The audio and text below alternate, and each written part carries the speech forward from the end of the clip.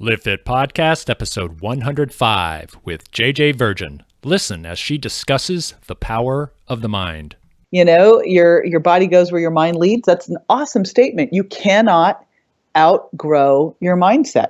And how this mindset is not only your power, but your responsibility. There's so much science actually behind mindset, but also that we need to take responsibility. You cannot give your responsibility over to a doctor, a healthcare professional, a lawyer, anyone. You got to take responsibility for all of this stuff. She used to focus primarily on nutrition, but when she started focusing on her clients' mindset, she and her clients were amazed at the changes that took place. We didn't put the health part in. We only dealt with mindset. And all of a sudden, their health was shifting, their relationships were shifting, their careers were shifting. It's like their finances were shifting. I'm like, but think about it, you said at the very beginning, your body goes where your mind leads. Welcome to the Live Fit Podcast with Glenn Johnson, your resource for all things that contribute to good health. You will hear expert advice and interviews with leading authorities on fitness, food, fat loss, mindset, and the mind-body connection. You will find show notes, articles, and health programs at livefitpodcast.com. Yes, it is time once again for the Live Fit Podcast. I'm your host, Glenn Johnson, your guide to better health. Thanks everybody for listening. I really appreciate it. Please take a moment to rate, review, subscribe, and most importantly, share this episode with somebody you care about. Because today I'm speaking with JJ Virgin. She is a celebrity nutrition and fitness expert and teaches her clients how to lose weight and master their mindset so they can lead bigger, better lives. She is author of 4 New York Times bestsellers, The Virgin Diet, The Virgin Diet Cookbook, JJ Virgin's Sugar Impact Diet, and the Cookbook for that as well. Her memoir, Miracle Mindset, A Mother, Her Son, and Life's Hardest Lessons, explores the powerful lessons in strength and positivity that she learned after her son Grant was the victim of a brutal hit-and-run auto accident. JJ hosts the popular JJ Virgin Lifestyle Show podcast and regularly writes for Huffington Post, Rodale Wellness, and other major blogs and magazines. She's also a frequent guest on TV and radio and speaks at major events. In addition to her work with nutrition and fitness, JJ is a business coach and founded the premier health entrepreneur event and community, the Mindshare Summit. I love speaking with JJ today. We are definitely birds of a feather. And with that, let's just get right on to it. Hi, JJ. How are you doing this morning? I am good. How are you? I am fantastic. It's a beautiful, crisp winter morning in February, and I really love these days because it's great for running because I don't get too hot, and that nice, crisp, fresh air really gives you a lot of oxygen when you run. Where do you live? I live in Portland, Oregon. Ah, okay. I was like, it's not that crisp and cold here. You're San Diego area? I go between San Diego and Palm Springs, so yeah, probably doesn't get crisp. It doesn't get crisp very often there, does it? No, I'm not too into crisp. We had snow that lasted a week, and I thought I would love it until it happened, and then I didn't. And so now I'm good with crisp and dry or cool and wet, but the snow sitting on the ground for a week and ice all over the place, no bueno. Yeah, nope.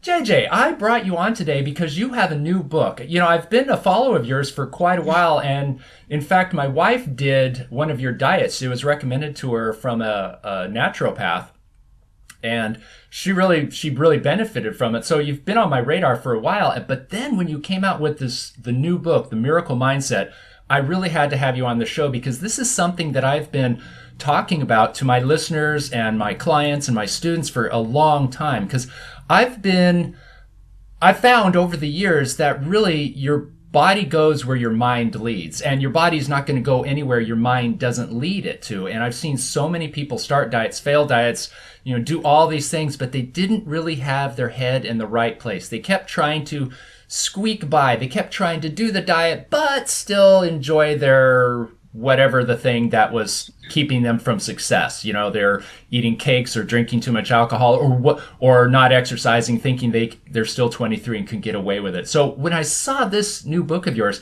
I had to talk to you. Can you tell me a little bit about it? I'm so glad you brought that up, because what was so interesting for me, last year, I did a query on my community, and I said, if you're not where you want to be with your health right now, why not? Right. And I fully expected it to be some comment about, like, I can't give up sugar, or, I don't want to stop my cheese, and I don't want to exercise, those kind of things that we hear all the time. Nope. Hardly heard that. Thousands of people. Biggest thing they told me was they didn't feel good enough. They didn't feel worthy.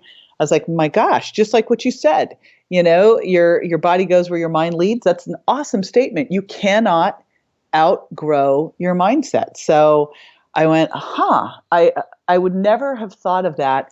And it coincided with me really reflecting on my own life because of a situation I went through and what had gotten me through it.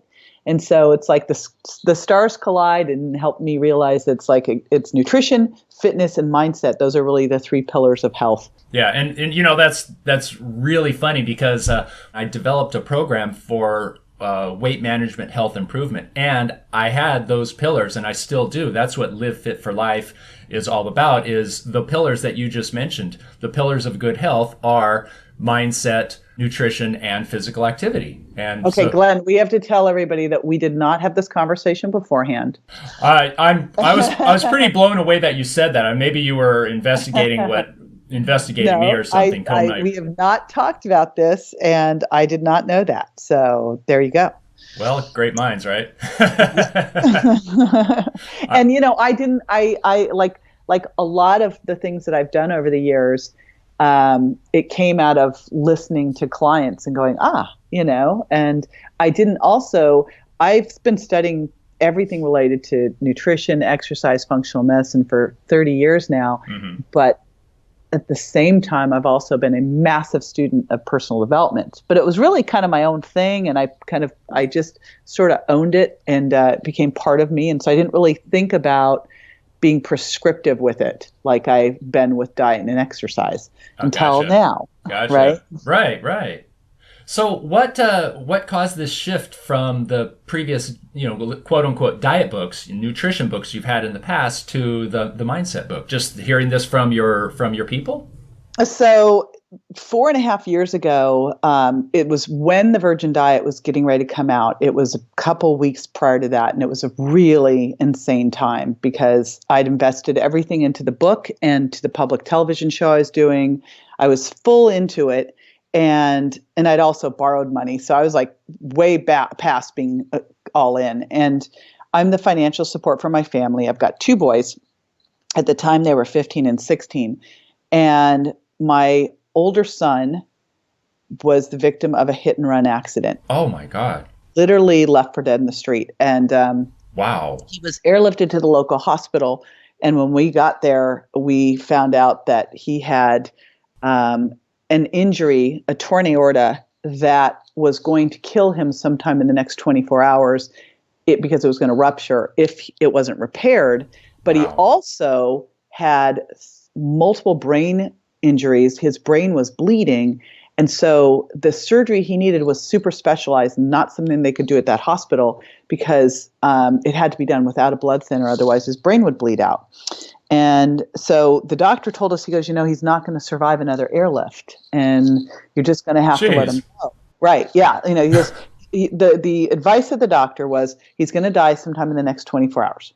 He says he'll never survive that next airlift. Even if he were to survive that next airlift, he's not going to survive that surgery. Even if he were to survive that, because he also had 13 fractures, literally bones sticking through his legs, covered with road rash, glass and gravel sticking out. His kidneys were failing. I mean, just everything was just total, everything failing. And he goes, I'm about to cry. I know. He'd be so brain damaged, it wouldn't be worth it. This is what the doctor says. And, my 15-year-old looks at that doctor and says, so maybe a 0.25% chance he'd make it.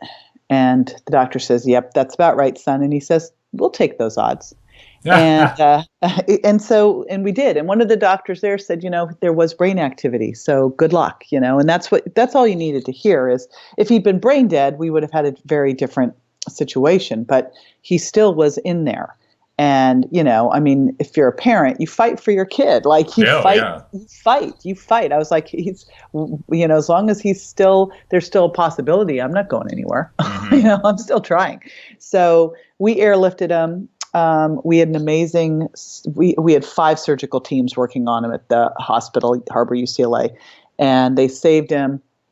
And then he was in a coma, and I literally was in the hospital standing next to my son in a coma, the neurosurgeons telling us that he'd never wake up. And are you a parent, Glenn?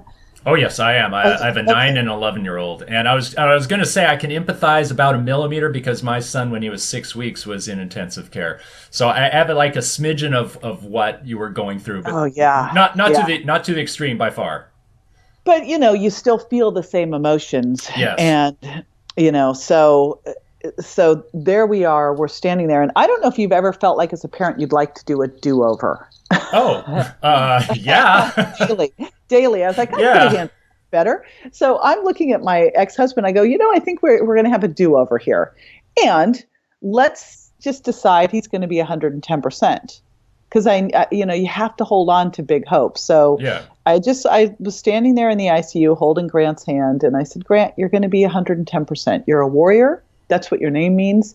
We're going to fight. We're not going anywhere. We'll fight for you. And we really just rallied the troops. I put a email out to my entire community. I went on Facebook. I'm like, anyone know what the latest is on brain injury? Send it my way. Mm-hmm.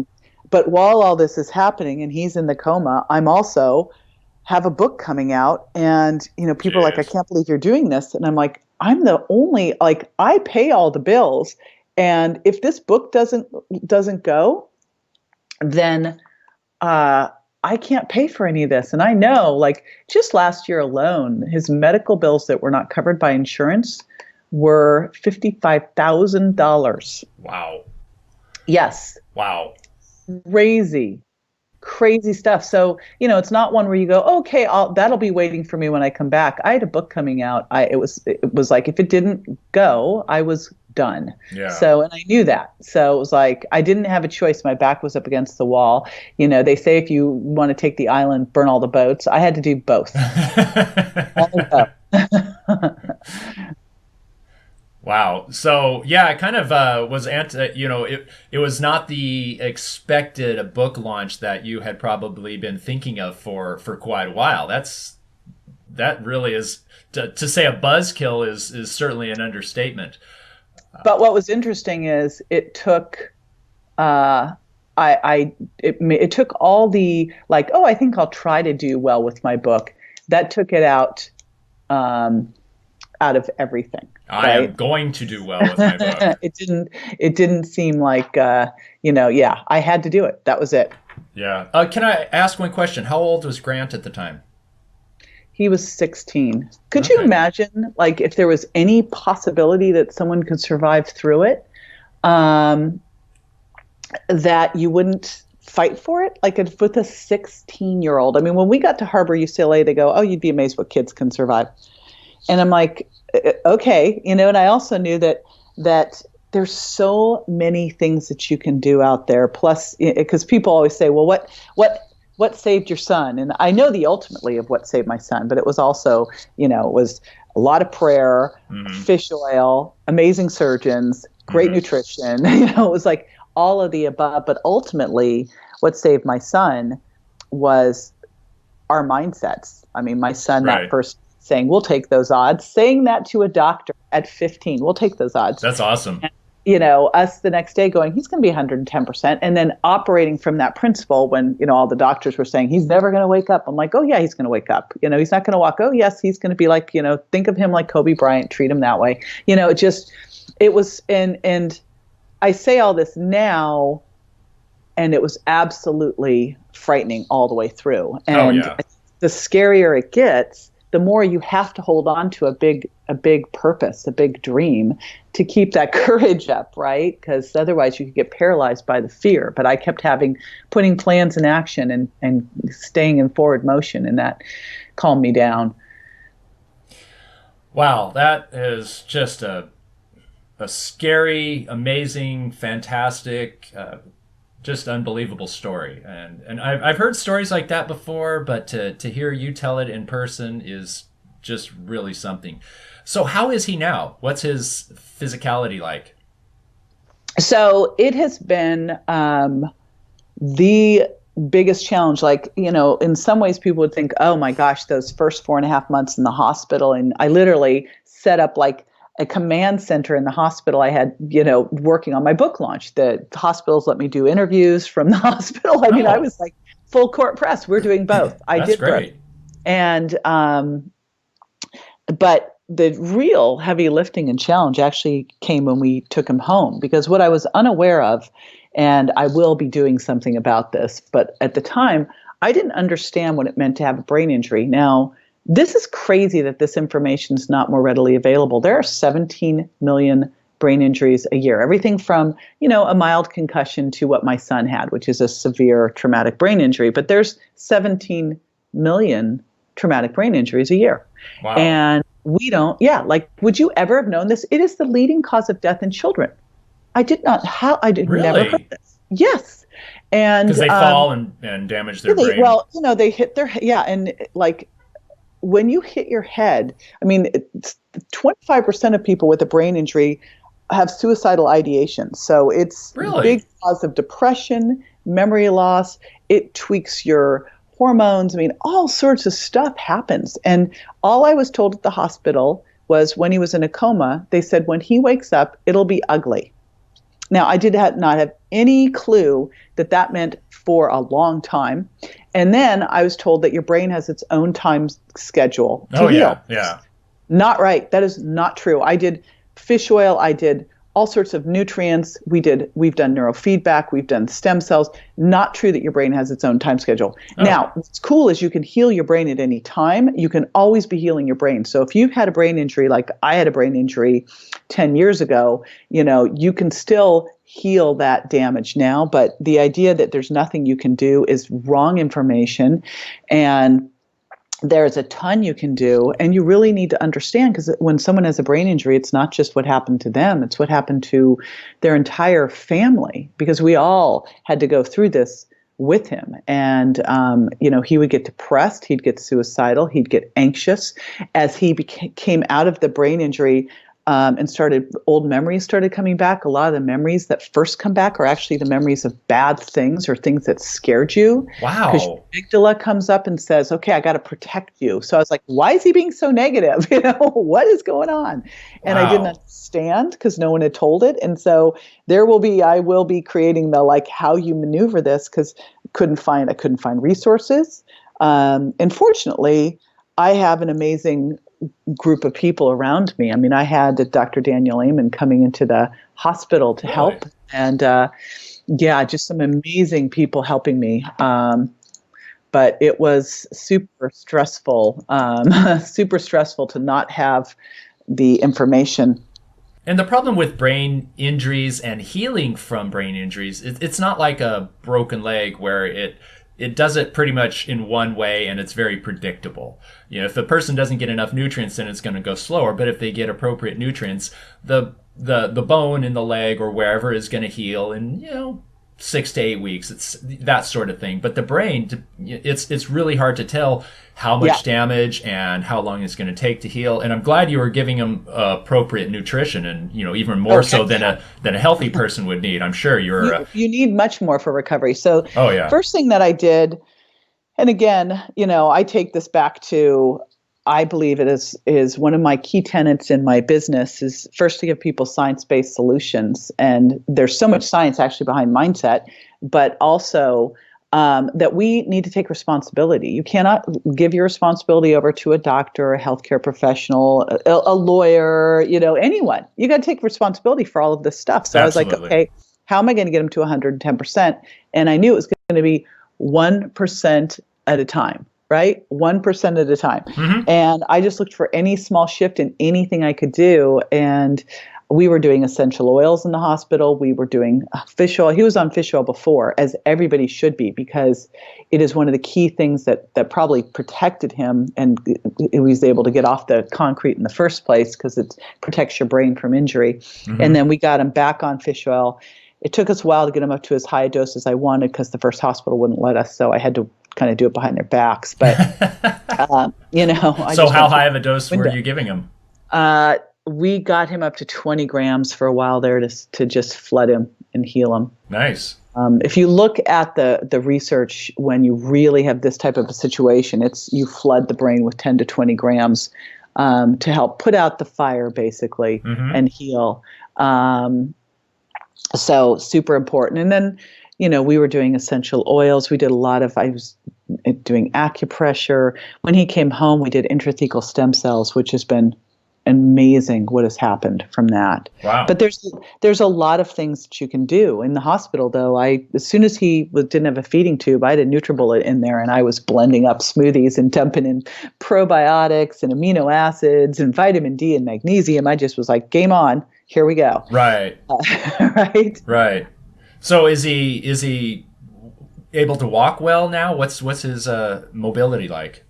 So what's incredible is literally he had 13 fractures. His femurs were sticking through his bone. I mean, his eyes. I remember looking at him going, are those his bones sticking through his skin? I mean, it was unbelievable to witness. And he had a crushed heel, which they told me was a game changer, that they had to reassemble with pins that were sticking out. He had a wound that wouldn't heal for months. And what was incredible with all of this is, because they told us, we're just trying to see if he'll ever walk again. I go, no, he's going to be walking. He's an athlete. He is absolutely athletic. He's running, playing tennis, swimming. Now he's doing all those things now. All of that stuff. The only thing, besides the brain injury piece that's created a cascade of things that we're fixing and tweaking, was he had some hearing loss. In fact, they told us he'd be totally deaf in one of his ears. I think it was his right ear. And he said, no, I won't. And this is the attitude that we all took. He's like, they don't know. I can get this back. And I'm like, all right, that's exactly what I wanted to hear.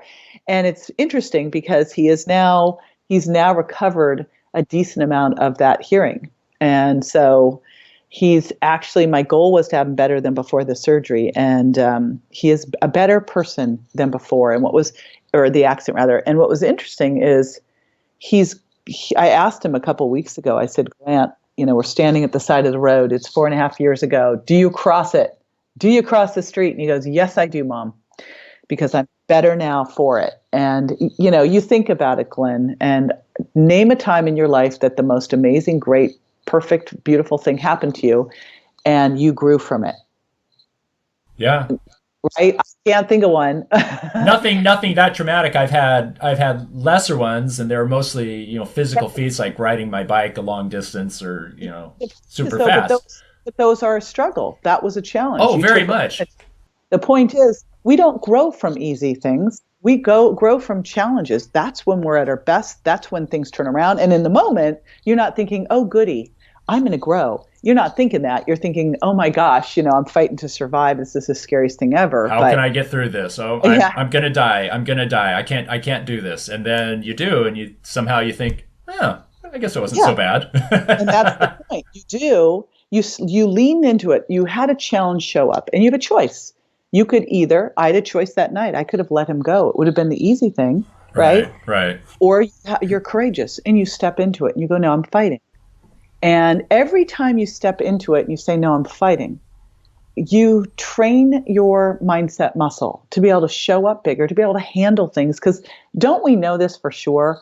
Stuff's going to come up. We are going to have to handle massive challenges in our life. And if you are not leaning into those opportunities on a regular basis, because they show up every day you have decisions to take on things that are a little scary or to back away from them. And, that's so many people I hear are like, oh, I'm stuck in a rut. I'm like, well, you've chosen to be in a rut. You've chosen to stay away from the things that are challenging. I'm saying, take them on.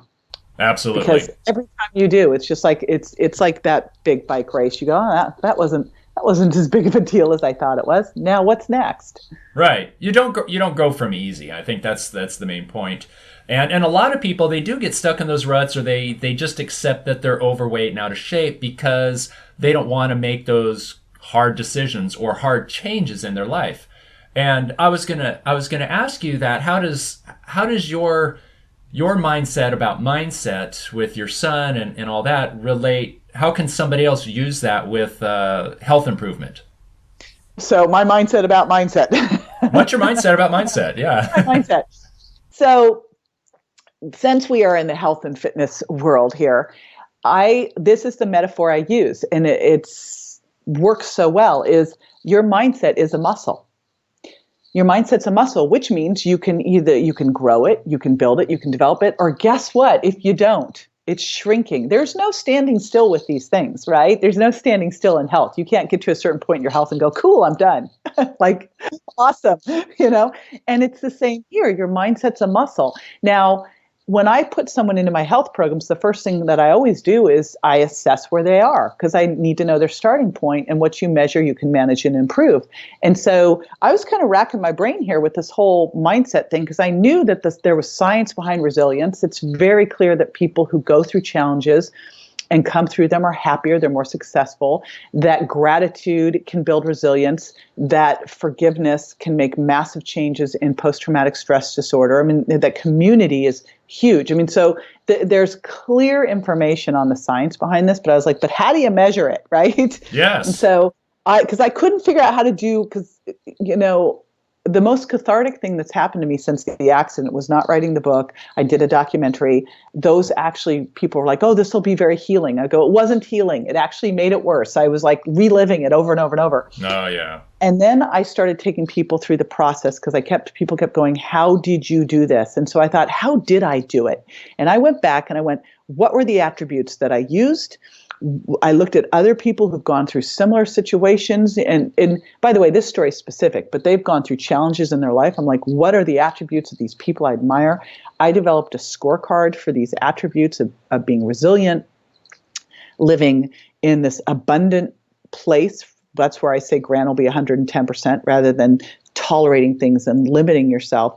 Being able to live in the present and celebrate the little wins that happen every day, being able to see those little miracles that happen all day for us, being courageous, being in a community, asking for help. I mean, social isolation is one of the biggest challenges we face now. Oh, yeah. And being able to forgive and getting into action, being resilient. So I actually created a scorecard, and so that people could quantify where they were at. And then I created exercises. I created lessons for all these different attributes and exercises so that you could build yours, just like you take your mindset to the gym. And it is crazy what I started to see. So people who were in my health programs, who'd kind of hit in a place where they were in a rut, boom, or they gained their weight back, shifted everything. And again, it was interesting because we didn't put the health part in. We only dealt with mindset. And all of a sudden, their health was shifting, their relationships were shifting, their careers were shifting. I was like, wow. Their finances were shifting. I'm like, but think about it, I mean, you said at the very beginning, your body goes where your mind leads. You cannot, if your mind says, I'm not worthy, I'm not good enough, this is as far as I should go, guess what? You will be right. And if your mind says, I'm going to take my son, I'll make him 110%, I'm going to save his life, we're going to do this, guess what? It's like, you will be right. You will keep going, doing the things you have to do. At what point were you able to give Grant or coach Grant to have that positive mindset? Because obviously at first he was in a coma, and then he came out of it and still didn't have a lot of wherewithal and great cognitive ability. So I know you and your other son and his father had that mindset, but at some point he needed to have that. Yeah, well, one of the cool things, and this is what I am stressing to everybody, is we've had that mindset, all of us. This is how we actually live. It is why it's so important to surround yourself with communities of people who feel this way and live this way, because, you basically become the people you hang out with the most. So if you're hanging out with negative, limited people, guess what? guess what? So it was already in him. He went through a very negative, dark space with all of this, and with the brain injury as he was coming out. And I just kept saying it, and we all kept saying it to him. And it was interesting to hear. I did an interview with him, and as I told you, he said he'd cross the street, but he watched the documentary that I did, which is really kind of like The Secret meets Rudy meets maybe a car crash, and all the lessons are in there. And he's read the book, and as I'm doing the interview, he's talking through these lessons. I'm like, oh my gosh, it's like they wore off. So it's kind of this thing that you've got to realize is that the best way for us to impact our children, to impact our friends and lead is to do. And when you do, and you are that person, and you do this for yourself, it's going to wear off on those people around you. And it was not easy at first. Grant was super negative. I mean, he was suicidal. Not bad. The thing that helped turn him around was not babying him, was not protecting him, which was really hard, Glenn, because I so wanted to protect him. When I first got him out, I was so overprotective. It was ridiculous. And he was so frustrated with me. He's like, Mom, like I didn't want him to cross the street, walk anywhere by himself, none of that. And then finally, I remember he said, can you remind me when I have my appointments? I can't remember. And I go, nope, I can't. You have to do this for yourself. I didn't tell you this was going to be easy. This is going to be hard. You don't need it to be easier. You need to be stronger. You can do this. He's like, yes, I can. I'm like, all right. And it was amazing. What a difference. Yeah. And, that's more rewarding too. If you push through a challenge and you succeed at it, you find that great satisfaction, and it's also very worth it. Friend of mine likes to say that it doesn't have to be easy, but it has to be worth it. And I totally concur with that. And I've kind of lived my life by that without actually saying that mantra in my head, but I've lived through that. I'll do all kinds of really hard things as long as I believe at the time that it's worth it in the end. Right. I mean, it's like going to a restaurant and having a expensive meal. If it was amazing, it was worth it. If it was crappy, it wasn't. Right. It could be a cheap meal. If it was crappy, it still wasn't worth it. So like make life an amazing meal, right? Like make it a challenge. And we're never better than when we are challenged. I created this whole concept of mindset CPR, and it is, stepping into that courage. It's really not about being fearless. We feel fear every day. Mm-hmm. If you're not feeling fear, something's up. You're not playing big enough. So it's knowing that you're going to be scared and you're going to step into it, because right next to that courage is purpose. And when your purpose is big enough, it'll get you unstuck. It'll keep you moving forward, and you'll step into those things and you'll handle them. And then the third part's resilience, which just means you'll continue to show up bigger and bigger and bigger.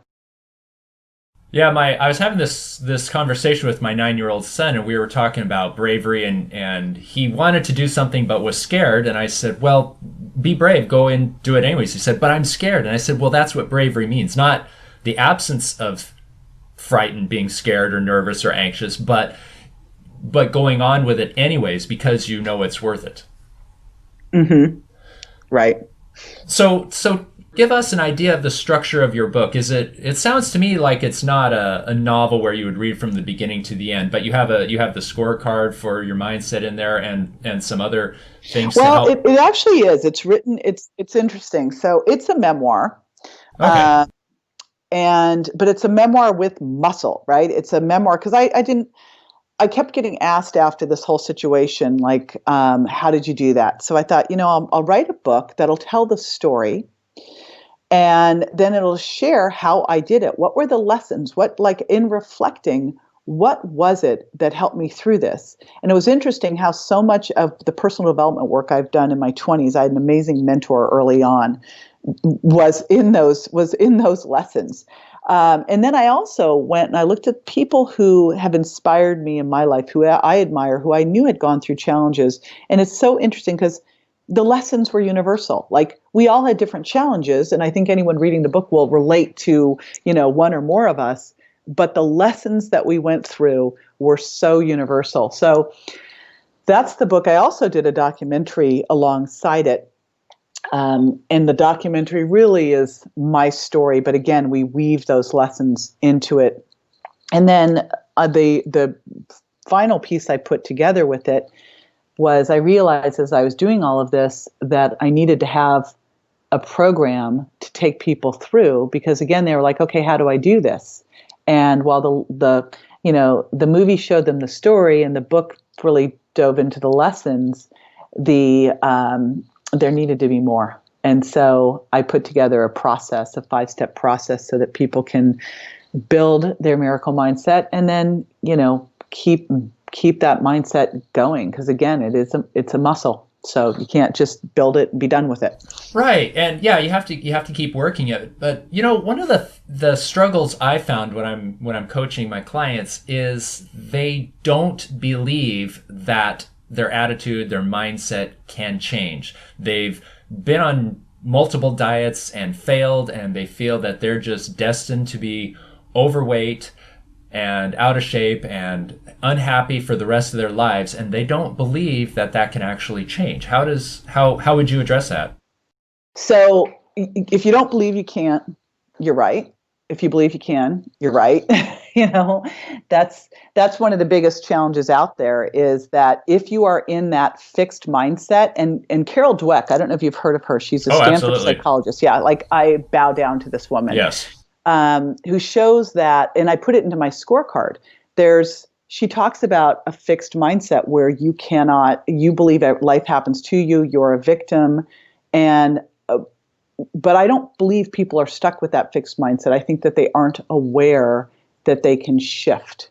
Yes. And so I have found, and one of the things I've built both of my diet books on is the idea of simple shifts, because my favorite thing to do in weight loss is to work with the people who've struggled with their weight their whole life. They've lost, they've regained, they can't lose weight, everything they try, nothing works. Those have always been my people. And the way that I've worked with them is through small shifts based on science. And so I put the same principles in place in the Miracle Mindset. I looked at this and I went, all right, what do we know that works? And what are the first things that we can do very quickly in minutes a day that will start to make an impact in people's lives? And there was some that I did when Grant was in the hospital that saved my life. And one of them is that every morning I get up and I pull out a journal and I write down 3 things that I'm grateful for. Physically write them down because I want my brain wired in. And right. That's what I challenge people to do. It's like step 1, start there. Try it for 5 days. You will be blown away how just starting the day and thinking about 5 things you're grateful for, what that does to you. Mm-hmm. And then you frame the day. So you start out that way. You end the day in a similar way, in that you're going to celebrate your 3 little miracles of the day, your 3 wins. And by the way, this is like my fiance and I do this every night. We go, okay, well, what happened today that we want to celebrate?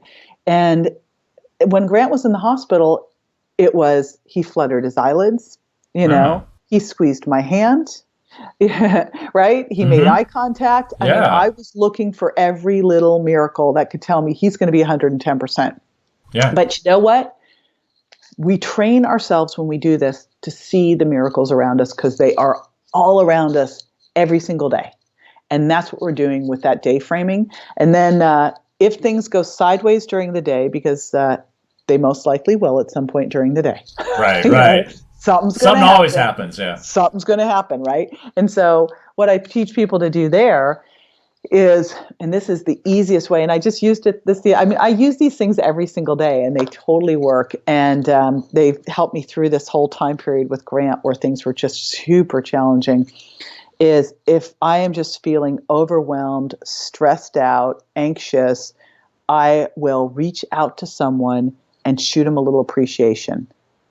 And there is nothing like shooting someone a little gratitude, a little appreciation, because you're going to immediately get back tenfold what you sent out. If you say, hey, thank you so much for doing X, or I'm so grateful you did Y, or I really loved this about you, it's like, whew. And even if you don't physically get any response back from them, just the energy of that is so positive. And so that's it. I mean, that's the simplest 5-day challenge I could put out there to anyone going, my life sucks, I can't change, I'm a victim. I dare you. I challenge you to do that, because I've seen such dramatic shifts. And that, by the way, is what, 5 minutes a day? Yeah. Well, it's funny how overwhelming the negative can seem. We might have 8 or 10 things go right for us, but 2 or 3 go poorly, and it spoils our day. Maybe we get a string of red lights all in a row, and we can't make good time. But all up until those red lights, and after the red lights, we had greens. We just didn't chalk those up and call them little wins. Yeah, it is so crazy. I remember years ago, I went and spoke somewhere, and they had people fill out these forms, and I got like 100 glowing reviews, and one person who didn't like my shirt. What? Yes, he was like, I can't believe, like, just some meanie, right? And I carried that with me, and carried that. I still remember it. Like, I don't remember the 100 glowing reviews. I remember the meanie. Wow. And that tends to be how we roll. That's why we have to really manage our environment, manage the type of news. I mean, gosh, now more than ever, it is ridiculous, the garbage out there, and the hate and the frustration and the fear. And it's like, you just manage that. Put yourself to the positive, because those things will take you down. Yeah, they really will. And, there's an old computer saying, garbage in, garbage out. So if, I stopped really paying attention to the news several years ago. I let it come to me, but I don't seek it out, and I don't watch TV news for sure. If I do, I'm going to read it somewhere, or a little bit on the radio here and there, just for the big stuff. But, I found my life got all that much happier because I wasn't getting all this negative talk. The news tends to sensationalize the negative and try to incite fear and cynicism with people and paranoia. And I just don't need that in my life. Yeah. I stopped that when I had that mentor in my 20s. That was the first thing she said, is you control your environment, and that means you don't go and turn the news on. Yeah. And I went, all right. That made total sense to me. And I remember my mother was so concerned. She's like, but how will you know what's going on? I'm like, if something's going on, you're going to hear about it. Yeah. People will tell you what's going on.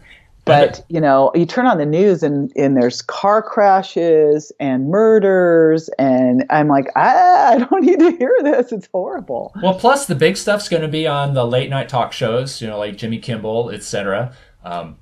Jimmy Fallon, I mean. And so if he says something and you want to know more about it, then you can look it up. But otherwise, you don't have to be barraged with all that garbage in between. Exactly. So I don't even actually watch any TV. So there. It's like I just don't. Well, if something's big enough, somebody will tell you. And I count on my wife to tell me, because I just don't pay attention. And she'll say something like, did you hear about the whatchamacallit? And I say, no. Or she'll refer to something and how did you not know about this? Because I don't watch the news. It's very easy. So I have another question for you about this mindset. And one of the issues I've also had a struggle with my clients is their loss of something that they hold dear. So let's say, and I'm just going to make up an example, somebody just really loves chocolate, but chocolate, either they eat too much of it or it's a trigger to eat more of other junk foods, that sort of thing. And so they want to go on these diets and keep eating their chocolate, but even though the chocolate is what's pulling them down, and they can't give up their chocolate, or they can't give up their burgers or whatever it might be. And so they really don't want to go through this change because they love that thing. They need that thing. It's a habit. It's part of who they are. They've really identified with that certain thing. But yet you see that is exactly what's holding them back. And their mindset of holding on to this thing is what's keeping everything from changing. How would you deal with that? It's so interesting. I look at that whole thing and I say, so if someone was standing next to you and they said, listen, you can either have your chocolate or you are going to lose your family. If you have your chocolate, you lose your family. If you give up the chocolate, you save your family. What do you choose? I'll give up the chocolate. Right? So it's not that they can't give up the chocolate. It's that their purpose or why isn't big enough for it. Because if they really wanted to change and they really had a big purpose behind that change, which so often people don't, they go, I want to lose 10 pounds. So what? Why? I'm always asking why till we finally get to the why. And usually the why is because I want to be loved. It's usually it. So, and usually it's, I need to love myself, and I don't love myself because I feel fat, and that whole thing. But it might take 20 whys to get down to that, too. Yes, it usually does. It gets to why? I sound like you remember when your kids were 3. Why, Yes, Daddy? yeah. Why, Daddy? It's like, ah. Well, I think a lot of people just ask themselves one why or maybe 2 whys, and then they leave it at that. So, well, it's very clear. That's the reason right there. But no, why do you love chocolate so much? Why? Yeah, it's like why, or why? If chocolate is in the thing, getting rid of your goals. Because I used to have this all the time when I work with people one-on-one. They would tell me what their goals were. And then they would say, oh, but I'm not going to give up this. I'm like, well, then we got to redo your goals. That's totally fine. You can keep your chocolate. Right. And then let's just reevaluate your goals. Let's just decide that instead of let's working on a program that's going to help you lose 20 pounds, let's work on a program that helps you just slowly gain weight instead of gain weight fast. And they'd look at me like, what? And I go, we can't have both. So we have to figure this out. Yeah. And, again, if your why is big enough, you will do the how. But that just tells me that they haven't worked on that deep why that will take them through. Like, here's the thing. The Virgin Diet became a New York Times bestseller. It was on the list for weeks and weeks and weeks because I had a huge why on it. I had a big purpose. For you promoting it, yeah. Yeah, I mean, books don't just, that's what people don't understand. They're like, oh, yeah, I'm writing a book. It'll just sell. I'm like, no, it doesn't. You have to do so much to push a book out there so that it gets the momentum. So many interviews, so much to get it out there. And, but I had a huge why on it. I had a why before Grant was hit, and then it, then it 100x'd. Oh, yeah. You certainly did.